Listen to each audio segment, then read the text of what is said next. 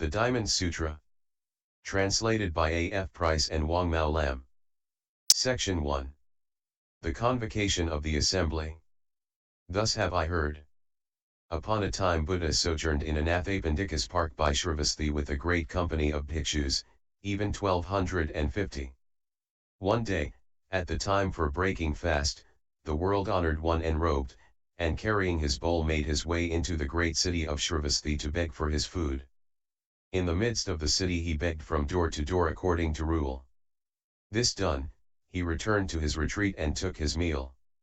When he had finished he put away his robe and begging bowl, washed his feet, arranged his seat, and sat down. Section 2. Subhuti makes a request. Now in the midst of the assembly was the venerable Subhuti.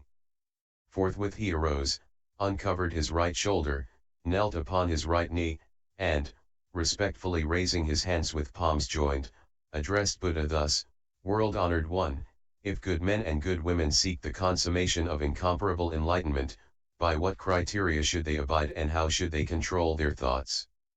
Buddha said, very good, Subhuti. Just as you say, the Tathagata is ever mindful of all the bodhisattvas, protecting and instructing them well. Now listen and take my words to heart. I will declare to you by what criteria good men and good women seeking the consummation of incomparable enlightenment should abide, and how they should control their thoughts. Said Subhuti, pray, do, world-honored one. With joyful anticipation we long to hear. Section 3. The real teaching of the Great Way. Buddha said, Subhuti, all the bodhisattva heroes should discipline their thoughts as follows: all living creatures of whatever class, born from eggs, from wombs, from moisture, or by transformation, whether with form or without form, whether in a state of thinking or exempt from thought necessity, or wholly beyond all thought realms, all these are caused by me to attain unbounded liberation nirvana. Yet when vast, uncountable, immeasurable numbers of beings have thus been liberated, verily no being has been liberated. Why is this, Subhuti? It is because no bodhisattva who is a real bodhisattva cherishes the idea of an ego entity, a personality, a being, or a separated individuality. Section 4. Even the most beneficent practices are relative. Furthermore, Subhuti, in the practice of charity a bodhisattva should be detached. That is to say, he should practice charity without regard to appearances, without regard to sound, odor, touch, flavor or any quality. Subhuti, thus should the bodhisattva practice charity without attachment. Wherefore, in such a case his merit is incalculable. Subhuti, what do you think? Can you measure all the space extending eastward? No, world-honored one, I cannot. Then can you, Subhuti, measure all the space extending southward, westward, northward, or in any other direction, including nadir and zenith? No, world-honored one, I cannot. Well, Subhuti, equally incalculable is the merit of the bodhisattva who practices charity without any attachment to appearances. Subhuti, bodhisattvas should persevere one-pointedly in this instruction. Section 5. Understanding the ultimate principle of reality. Subhuti, what do you think? Is the Tathagata to be recognized by some material characteristic? No, world-honored one, the Tathagata cannot be recognized by any material characteristic. Wherefore? Because the Tathagata has said that material characteristics are not, in fact, material characteristics. Buddha said, Subhuti, wheresoever are material characteristics there is delusion, but whoso perceives that all characteristics are in fact no characteristics, perceives the Tathagata. Section 6. Rare is true faith. Subhuti said to Buddha, world-honored one, will there always be men who will truly believe after coming to hear these teachings? Buddha answered, Subhuti, do not utter such words.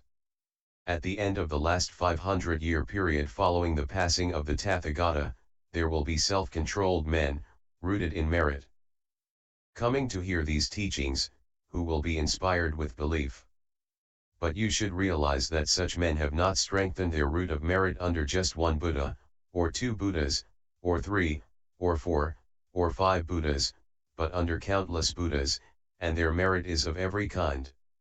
Such men, coming to hear these teachings, will have an immediate uprising of pure faith, subhuti, and the Tathagata will recognize them. Yes, he will clearly perceive all these of pure heart, and the magnitude of their moral excellences.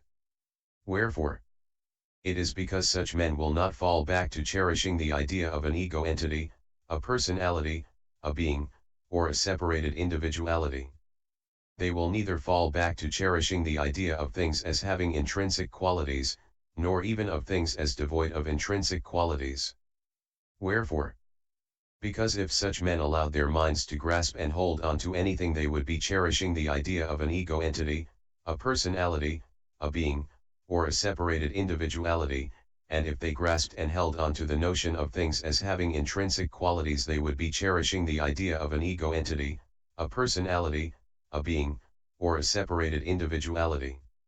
Likewise, if they grasped and held on to the notion of things as devoid of intrinsic qualities, they would be cherishing the idea of an ego entity, a personality, a being, or a separated individuality.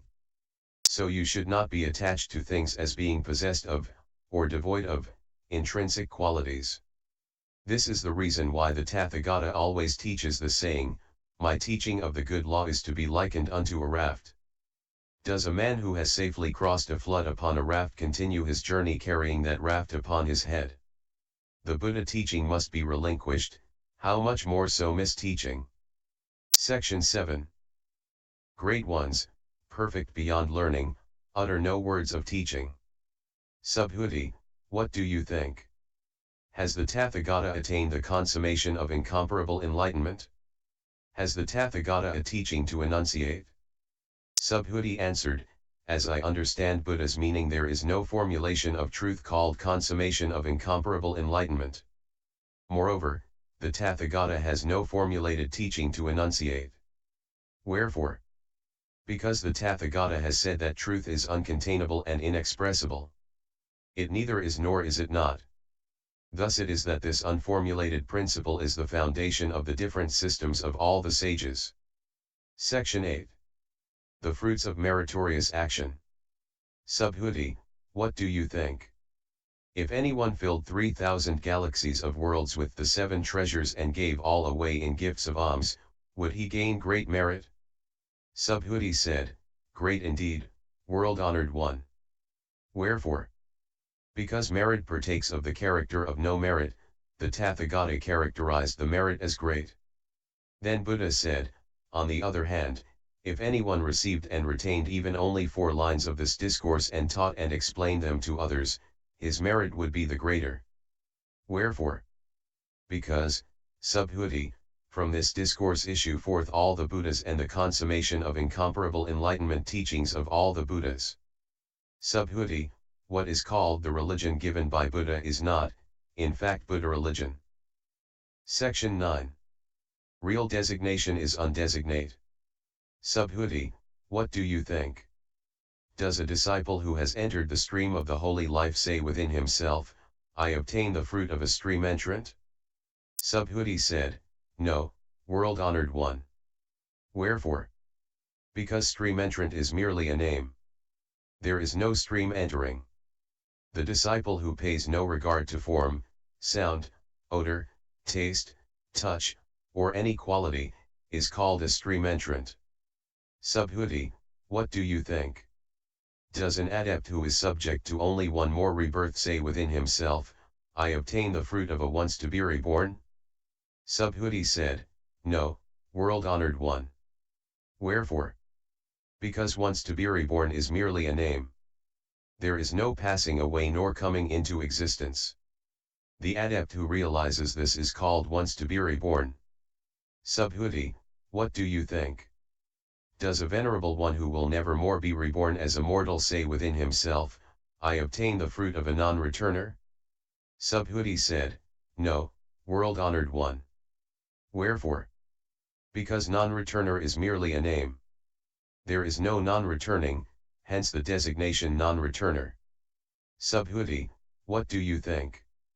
Does a holy one say within himself, I have obtained perfective enlightenment? Subhuti said, no, world-honored one. Wherefore? Because there is no such condition as that called perfective enlightenment. World-honored one, if a holy one of perfective enlightenment said to himself such am I, he would necessarily partake of the idea of an ego entity, a personality, a being, or a separated individuality. World-honored one, when the Buddha declares that I excel amongst holy men in the yoga of perfect quiescence, in dwelling in seclusion, and in freedom from passions, I do not say within myself, I am a holy one of perfective enlightenment, free from passions.